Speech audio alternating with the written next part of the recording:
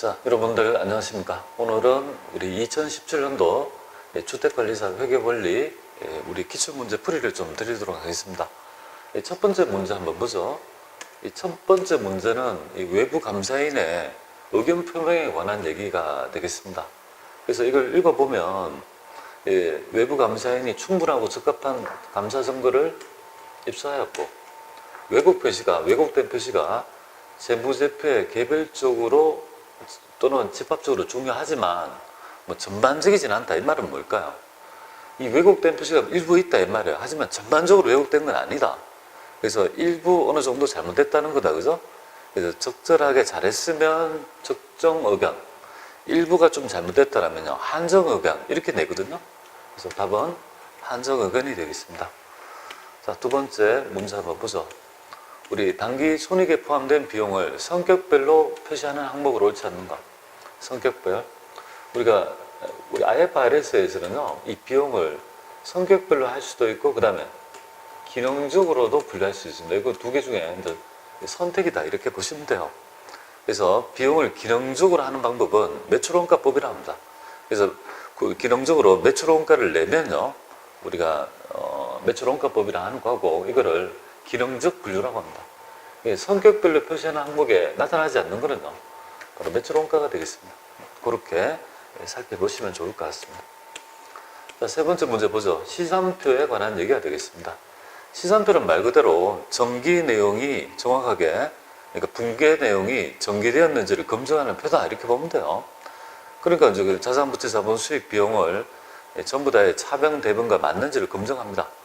그래서 검증하는 표고, 그 다음에 총계정 원장 총액 또는 잔액을 한곳에 모으는 표가 맞고요. 그죠? 그냥 복식부기 원리를 전제로 하는 거고. 그리고 이제 시산표의 약점이 뭐냐면요, 동일한 거래가 같이 누락되면 그걸 알 수가 없는 거예요. 아니면 근데 차변에 기록할 걸 뭐 대변에 기록한다든지, 차변에 기록할 걸 두 개를 한꺼번에 이중 기정한다든지, 뭐 그럴 게는 알 수 있지만, 일치하더라도 이런 것들이 오류가 발생할 확률이 있다. 그죠? 정답은 3번이 되는데, 시산표는 뭐 하는 표일까요? 그건 결산 이전에 오류를 검증하는 절차로서 원장 및 분계장과 더불어 필수적으로 작성하는 건 아니다. 그죠? 그래, 완전 요거는 이제 주요장부가 되잖아요. 그죠? 정답은 3번이 되겠습니다.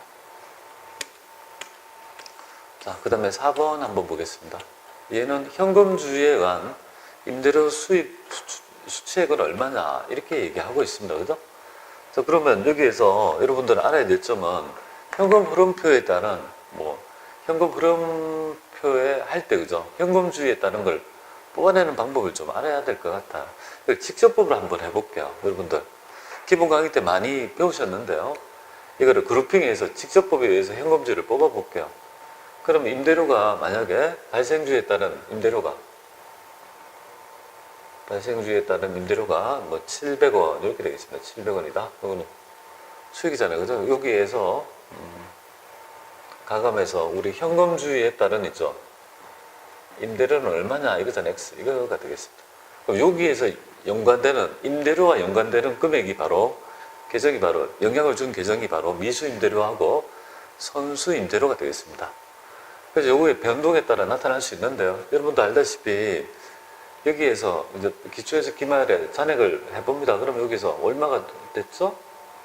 그럼 자산이, 요거는 미수임대료는 자산이고 선수임대료는 부채가 되겠습니다.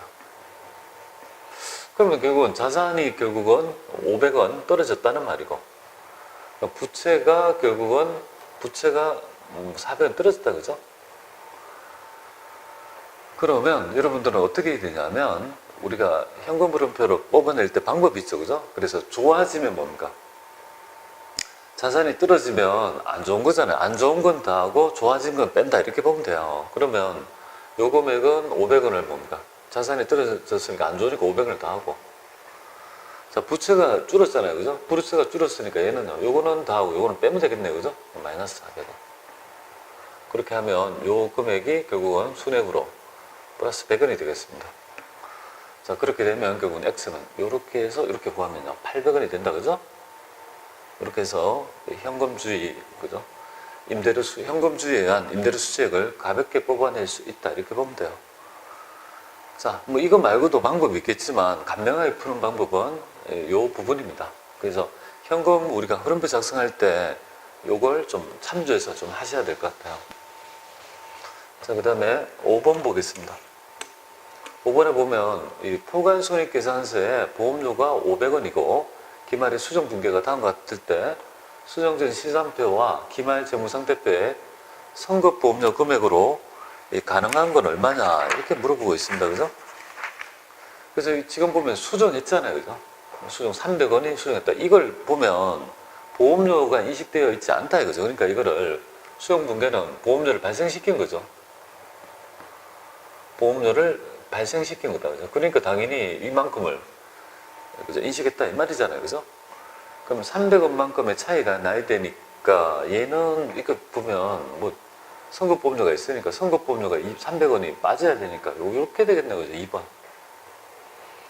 그래서 2,000원 있었는데 여기 300원만큼 차감되잖아요. 요 금액이 얼마입니까? 300원만큼 차이가 나야 되죠. 이거는 얼마예요? 차이가 200원 마이너스 200원인데 이거 말이 안 되잖아요. 그죠? 얘는 300원 될 수 있고 얘도 마이너스 300원이고 이거는 보험료가 뭐 이거는 뭐 500원이고 마이너스 이건 안 되고 이것도 뭐 500원이잖아요. 그죠? 이런 건 될 수가 없고 둘 중에 하나인데요. 당연히 뭡니까? 이 금액만큼이 많이 잡혀 있으니까 이만큼이 보험료가 발생했으니까 이만큼이 300원 빠지고 그 다음에 선급보험료는 1,700원이 된다는 거 아니겠습니까? 답은 2번이 될 것 같습니다. 기말의 결산분계만 좀 정확히 할 줄 안다라면 이 문제 풀 수 있다 이렇게 보면 되겠습니다. 6번 한번 보겠습니다. 다음 자료를 이용해서 우리가 계산된 기말 자본 금액은 얼마냐 이렇게 물어보고 있습니다. 저희가 한번 보죠. 기초 자본이 지금 현재 요거다 이거죠? 기초가 자본이 이렇게 되어 있습니다. 그럼 요 거래를 보고 우리는 기말의 자본, 그러니까 이렇게 다 단 후에 그죠? 기말 자본은 얼마냐 이걸 물어보는 것 같습니다. 자, 그러면 한번 보죠. 거래를 보면 우리가 이제 증자를 했어요. 증자를 하면 결국은 주식 자본이 증가하게 될 겁니다. 100주를 그러니까 만원 플러스 됩니다. 근데 손실이 났네요. 그러니까 손실은 200원인 거예요. 마이너스 나고 재평가액력 또 100원 올라가고죠. 이렇게 되면 9,900원이 되겠다. 그죠? 요 금액이 전부 다 합하면 단계 9,900원만큼이 맞죠? 9,900원만큼이 증가했죠. 그죠? 그래서 9,900원을 더하게 되면은 결국은 31,200원. 요 금액은 31,200원 이렇게 되겠습니다. 정답은 4번이 될 것 같습니다. 자, 이렇게 해서 구하시면 될 것 같고요. 우리가 보통 기말, 기초 자본하고 기말에 변동을 물어보는 거 굉장히 많이 물어보죠. 그래서 그렇게 보시면 돼요. 자, 7번 같이 한번 보겠습니다. 그거 좀 추우시면 그때 하세요. 네. 자, 7번 한번 보겠습니다. 재고자산의 회계처리에 관한 설명으로 옳은 것은 이렇게 물어보고 있습니다. 회계처리 중에. 이 재고자산은 말 그대로 판매할 목적으로 보유하는 자산이죠. 그죠? 그래서 첫 번째 보면 옳은 것은 그래요. 1번 완성될 제품이 원가 이상으로 판매될 것으로 예상이 된다면, 그러니까 원가가 100원인데 그거보다는 더 높게 팔릴 거라고 보면 그 생산에 투입하기 위해 보유하는 원재료 및 기타 소모품에 대해서 감액하지 않습니다. 충분히 수익을 내기 때문에 이걸 감액하지 않는다. 이거 정답이 되겠습니다. 자, 선입선출법은 기말 재고자산의 평가 관점에서 현행 원가를 적절하게 반영하지 못하는 게 아니라 반영을 잘하죠. 먼저 들어온 물건이 먼저 나갔으니까 기말 재고는 현행 원가에 부합하는 그런 재고층을 구성할 거 아니겠습니까? 자, 그 다음에 선입선출법은 먼저 생산한 재고자산이 기말의 재고로 남아있고 무슨 말이야? 먼저 생산한 기말의 재고, 이것도 말이 안 맞고, 통상적으로 상호 교환될 수 없는 재고자산 있죠. 얘들은 이게 합할 수가 없는 거야. 그렇기 때문에 특정 여기 프로젝트별로 생산되고 이런 것들은요, 바로 개별법밖에 못 써요. 총평균법 말도 안 되고, 개별법. 총평균법은 계속기록법에 의해서 평균법을 적용하는 게 아니라 뭡니까? 그죠? 예, 실사법, 실질재고 조사법 하에서의 방법이죠. 그죠? 그러니까 정답은 이게 다 틀린 거예요. 그죠? 그래서 정답은 1번이 정답일 것 같습니다. 약간 디테일한 문제인데요. 우리 지금 현재 우리 IFRS의 재고자산의 순실현 가능 가치라는 있죠. 그 테마에 이 부분이 정확히 있으니까 좀 살펴보시면 될 것 같습니다. 8번 보겠습니다. 재무제표 작성 원칙에 관한 설명으로 옳지 않는 것 이렇게 찾아보네요. 자, 기업은 현금 흐름 정보를 제외하고는요, 발생 기준에 따라 재무제표를 작성하는 게 맞죠? 자, 한국재택국제회계 기준이 요구에 따라 공시되는 정보가 중요치 않다면요. 아니, 이게 중요하지 않아 하면 그 공시를 제공할 필요가 없는 거 아니겠습니까? 필요하지 않는 거, 요구에 따라, 요구가 있다 이거죠. 그럼 맞다, 이 말이에요. 공시를 제공할 필요가 없고, 재무제표가 한국재택 기준의 요구사항을 모두 충족한 경우가 아니라면 한국재택국제회계 기준을 준수하여 작성되었다고 기재해서는 안 되죠, 당연히. 그죠? 그죠? 회계 기준의 요구사항을 모두 충족한 경우가 아니면 이거는 뭐예요? 정확하게 이걸 준수했다고 기적하면 안 되죠, 그죠? 아니되고. 일반적으로 재무제표는 일관성 있게 1년 단위로 해야 맞습니다. 근데 실무적인 이유로 특정 기업이 보고기간을 52주로 하는 보고관행은 금지된다. 52주가 뭐죠? 1년은 52주잖아요, 그죠? 그럼 1년을 곱하기 7하면 며칠이 될까요, 그럼? 364일로 하잖아요, 그죠? 그렇게 해서 하는 보고관행은 금지된다는 게 아니라 보고관행은요, 재량권을 줘요. 허용하고 있습니다. 허용. 그죠? 그렇잖아요. 52주로 하는들 우리 상법상에 1년 내에서 하면 되는 거 아니에요, 그죠? 문제되지 않는다 이렇게 보시면 됩니다. 그리고 한국재택국제 기준을 달리 허용하거나 요구하는 경우를 제외하고는요, 비교식으로 했는데 그것도 맞는 것 같습니다. 다른 것들 읽어보면 다 맞고요. 여기 조금 그죠? 약간 아리까리한 문제가 있겠죠, 그죠? 이런 것들은 여러분들이 다른 것들을 제거해서 남는 것을 우리가 답으로 보시면 될 것 같습니다. 자, 그 다음에 이어가지고 해보겠습니다. 9번 문제 보죠. 다음 자료를 이용해서 우리 현금 및 현금성 자산에 표시될 금액은 얼마냐 이걸 물어본 겁니다. 우리 많이 공부했죠, 그죠? 그래서 당좌예금, 배당금 통지표, 임차보증금은 아니고요. 차용증서 이것도 아니고, 당좌기술보증도 장기금융사무, 수입인 소모품, 우편안정서, 하인발행수표 이렇게 되는 것 같습니다. 그렇게 해서 다 구하게 되면요, 1970원이 되겠습니다. 이렇게 해서 풀어보시면 될 것 같고요. 자, 그 다음에 10번 문제 볼게요. 한국은 토지 건물을 120만 원에 일괄 구입했습니다. 일괄 구입 모형은 말 그대로 같이 샀다 이거죠. 가액을 구분하지 않았다. 그럴 경우에 각 자산의 공정가치 비율로 안분 계산한다는 것들이 우리 회계기준의 입장이죠, 그죠? 그리고 취득일 현재 토지와 건물을 처분한 회사의 장부가액은 다음과 같으며, 그러니까 이 장부가액은 처분한 회사의 장부가액이다, 그죠? 그건 그 사람들의 얘기고, 그죠? 다음과 같을 때 토지 건물의 공정가치는 각각 120과, 그죠? 네, 우리 30이다. 이렇게 되면 토지가 그럼 얼마란 말이에요? 토지는 이거는 토지잖아요. 토지하고 건물이 있잖아요, 그죠? 얘 자산의 공정가치는 얼마냐, 그죠? 공정가치는 120이고 30이니까 다 합하면 150이다. 차지한 비율은 몇 프로가 될까요? 20%고요. 얘는요, 80%가 되는 거 아니겠습니까? 이 비율에 의해서 배분하라 이 말이잖아요, 그죠? 내가 지금 120에 샀으니까 그러면 토지는 어떻게 됩니까? 120이면 그럼 이게 현금은 120이잖아요, 그죠? 그러면 토지는 여기, 그죠? 토지의 금액은 어떻게 구하는 거야? 내가 지금 일괄해서 120에 샀으니까 120에 80% 금액을 잡으면 이거는 96만 원이다 이 말이잖아요, 그죠? 96만 원이 되고, 그럼 건물은 당연히 그죠? 20%가 될 거니까 24만 원 이렇게 되겠다, 그죠? 자, 이렇게 하는 방법이 바로 공정가치 비율로 안분한다는 겁니다. 그러니까 정답은 3번이 될 것 같습니다. 어렵지 않습니다. 네.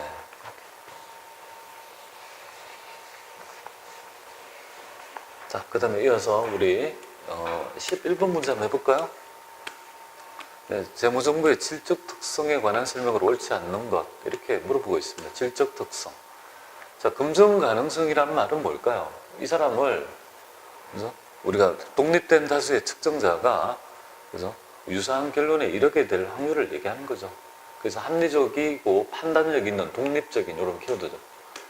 독립적인 서로 다른 관찰자가 대체로 의견이 일치할 수 있다는 걸 말합니다. 이게 맞습니다. 재무정보의 예측가치, 확인가치 이 둘이 있다면 의사결정에 차이가 나도록 할 수 있다. 차이가 난다고 할 수 있습니다. 그리고 완벽하게 표현 충실성을 위해서는 서술이 완전하고 중립적이며 오류가 없어야 된다. 맞고요. 자, 이해 가능하다는 말은 뭘까요? 그 정보를 이해할 수 있어야 된다는데 정보 이용자가 항목 간의 유사점과 차이점을 식별하고 이해할 수 있는 질적 특성이다. 그죠? 이거는 어떤 항목 간의 유사점을 차이점을 식별한다는 말은 이거는 비교 가능성을 얘기합니다. 정답은 4번이 잘못됐습니다. 적시성은 그죠? 정보를 제때 이용 가능하게 하는 것을 의미하는 거 맞죠? 그죠? 이것도 맞습니다. 의미가 좀 틀렸는데요. 좀 많이 읽어가지고 개념을 좀 익혀주시면 좋겠습니다. 4번이 잘못 얘기하고 있습니다. 비교 가능성을 잘못 그죠? 얘기하고 있습니다. 자, 12번 문제 한번 보죠. 다음 자료를 이용해서 매출 총이익법으로 추정한 기말재고자산. 얘는 뭐 엄청나게 많이 출제되는 것 같습니다. 그죠? 뭐 굉장히 우리가 단골로 많이 출제되는 것 같아요. 자, 그러면 한번 살펴보죠. 그럼 이 말은 기말에 있어야 될 재고를 의미하는 거죠. 그죠? 그래서 기말 추정한 거면. 그럼 T로 그래요. T. 그냥. 우리 재고자산이니까 기초가 재고자산. X 이걸 물어보는 거죠. 기초는 2,200원 이렇게 되겠습니다. 기초 이렇게 되죠. 단계 순매입 여기 매출원가 이렇게 되겠죠. 그죠? 그러니까 요거는 지금 빼졌어요. 단기 매입은 43,000원 이렇게 되겠습니다. 그러면 4,300원? 그럼 맞잖아요. 단기 매입은 6,500원. 6,500원 이렇게 되네요. 그럼 우리는 논점이 뭐예요? 매출 원가만 구하면 된다 이거잖아요. 그죠? 근데 이번에는 독특하게 원가에 대한 이익률이죠. 여러분들 여기에서 매출 총 이익률이 아니죠. 그러니까 요거를 요렇게 요거 두 개를 가지고 어떻게 할 거냐 이거잖아요. 그러면 이렇게 할게요. 매출 원가를 A로 넣겠습니다. A라고 놓고 풀어볼게요. 예를 보면 원가에 대한 이익률이 20%다 이 말이죠. 원가에. 그러면 원가에다가 1.2, 20%니까 0.2A를 대가지고 마진을 붙여가지고 이 부분이 매출액이다 이 말이잖아요. 6,000원이다 이 말이잖아요. 매출액이. 그죠? 그럼 이 말은 단추를 보면 얘는 1.2A는요. 6,000원이라는 걸 알 수 있고 1호에서 A는요. 5,000원이 바로 매출 원가를 알 수 있습니다. 그죠? 5,000원 이렇게 되겠습니다. 그러면 얘네가 1,500원, X는 1,500이라는 걸 알 수 있는 거 아니겠습니까? 이렇게 해서 3번 도출합니다. 주어진 자료를 가지고 어떻게, 그죠? 추론하는 부분인데, 보통은 매출 총이익률 이렇게 보통 나오는데, 이 부분은 원가에 대한 이익률로 나왔으니까 이렇게 변형해서 하시면 될 것 같습니다. 자, 그 다음에 13번 한번 보겠습니다. 자, 한국은 1,000원짜리 장치를 신용조건, 그죠? 이거는 어떤 걸까요? 외상거래인데 60일 내에 결제하고, 만약에 10일 내에, 그죠? 결제해주면 2% 금액을 DC해주겠다는 말이다, 그죠? 외상치 되겠다. 다음 자료를 이용해서 기계장치를 계산하면 얼마냐? 그러면 지금 현재 1,000원이잖아요, 그죠? 1,000원에 샀어요, 취득원가. 그러니까 근데 이 말의 의미가 바로 취득일부터 5일 내에 구입했으니까 결국은요 10일 내에 2%를 깎아주니까 얘가 2%면 20원을 깎아줬다 이 말이잖아요. 그죠? 맞잖아요. 그죠? 그러니까 여기에 매입 할인이 있죠. 그죠? 매입 할인이 20원이 있습니다. 취득원가 차감합니다. 20원 빼라 이 말이고, 그 다음에 취득 시 지출된 기계장치의 운반 및 설치비는요, 당연히 설치비는 여기 80원을 다 하는 거고, 그죠? 네, 사용 이후에 지출된 유지비는요, 취득 원가와 관계없고, 그래서 설치 이후에 뭡니까? 일부 재배치에 따른 이건 필요 없습니다. 지금 그러면 결국은 합하면 60원이 되니까 1060원이 정답이 되겠다, 그죠? 여기 바로 지도공과가 됩니다. 그래서 정답은 4번이 될 것 같습니다. 이렇게 하시면 될 것 같습니다. 이거는 매입 할인을 물어보는 문제다, 이렇게 보시면 돼요. 자, 그 다음에 14번 문제 한번 볼게요. 자, 한국은 현금 10만 원을 이전 대가로 지급하고 합병을 했대요. 합병일 현재 식별 가능한 자산의 부채와 공정가치는 다음과 같을 때 한국이 인식할 영업권은 얼마냐, 이렇게 되어 있습니다. 그죠? 합병의 결은 딴 게 아니고요. 이 기업의 모든 자산과 부채를 다 사오는 거야. 그래서 그리고 이제 거기에 대가를 지급하는데 얘의, 그죠? 이렇게 하면 돼요. 얘의 실제 장부 가치보다 돈을 더 줬나 덜 줬나 이거잖아요. 영업권이니까 웃돈을 준 거야. 더 준 거야. 그러니까 얼마를 더 준지 한번 보도록 하겠습니다. 이렇게 나누면 되겠네요. 그죠? 키를 딱 그리면 되겠네요. 이렇게 또. 다 자산이네요. 그죠? 그렇잖아요. 그죠? 여기 이제, 그죠? 여기 자본이 있을 거 아니에요. 그죠? 얘는 지금 하면 19만 원이 될 거 아니에요. 그죠? 얘도 19만 원이 될 거니까 이거 합하면 11만 원이 되죠. 그죠? 12만 원이 되구나. 그럼 12만 원이 되면 얘의 실제적인 순자산은 얼마가 됩니까? 7만 원이잖아요. 그죠? 그럼 7만 원짜리 장부 가치가 있는 놈을 얼마 준 거야? 10만 원 준 거잖아요. 그죠? 그러니까 결국은 10만 원 줬다고 해서 7만 원 빼면 3만 원만큼을 뭐야? 또 웃돈을 준 거 아닙니까? 그죠? 그래서 정답은 1번이 되겠습니다. 뭐 어렵지 않는 부분 되겠습니다. 자, 그 다음에 우리 15번 한번 같이 풀어볼게요. 유형자산의 재평가에 관한 설명으로 옳은 것을 찾아봐라, 이렇게 되어 있습니다. 우리 재평가는 말 그대로 있죠.